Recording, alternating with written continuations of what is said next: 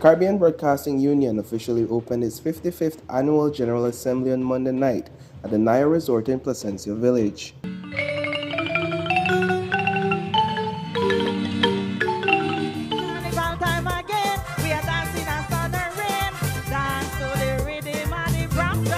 The opening ceremony saw several presentations that captured the diverse ethnicities and cultures in Belize.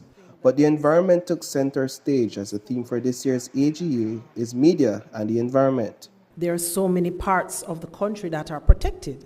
You just can't go around burning down trees and cutting down trees. And that just struck me because maybe people in Belize don't know that that's not like everywhere in the Caribbean is not like that, right? The fact that you have by law protected your environment with policy is not something that is common across the region. And I'm praying to you all, do not take it for granted.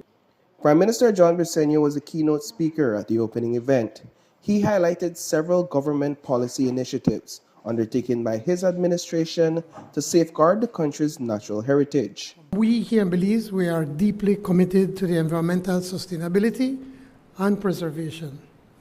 I'm pleased that you all decided to focus this year's meeting on such a critical issue, media and the environment.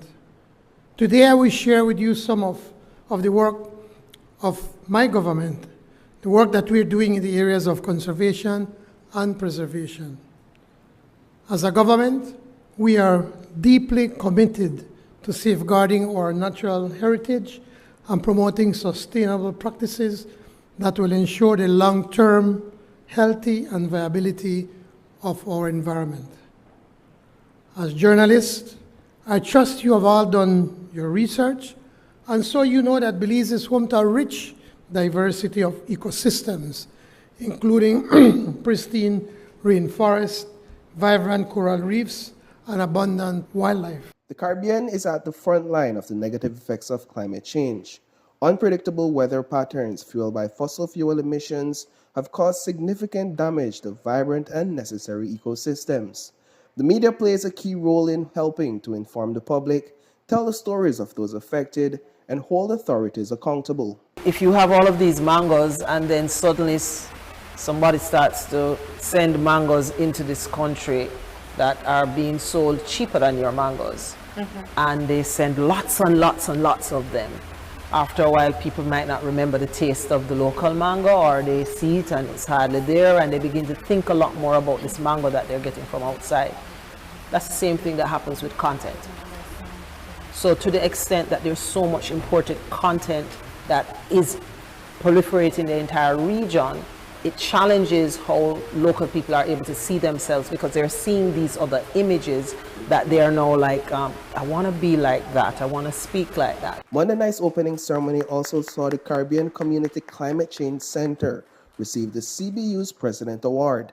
Additionally, the late Oliver Clark from Jamaica was inducted into the CBU's Hall of Fame. You are an indispensable partner, Dr. Grant, you and your team, in reaching almost 5 million people across the region. There's no other entity that has the expertise, that has the reputation, that has the reach, that has the know-how, stories told by us for us, than the CBU. And linking arms with you over the last, since 2018, but particularly over the last 2 years, is paying rich dividends by encouraging our journalists, our media professionals in print, in media, in digital, in TV, in radio, in showcasing the plight of our people. With your financial prowess and strong business instincts, you turned around the fortunes of the grand dame of Caribbean print media, the Gleaner Company, establishing it as a financially strong organization, now celebrating its 190th anniversary and boasting the accolade of being the longest continuing publication in the Americas. But most of all, you are known at home and abroad for your commitment to press freedom. In the late 1970s, spurred by efforts of the government of the day to bring pressure on the Gleaner to influence editorial policy or indeed to close the company, you launched a campaign to protect the free press, which you regarded as a critical pillar of democracy. Reporting for News 5, I am Paul Lopez.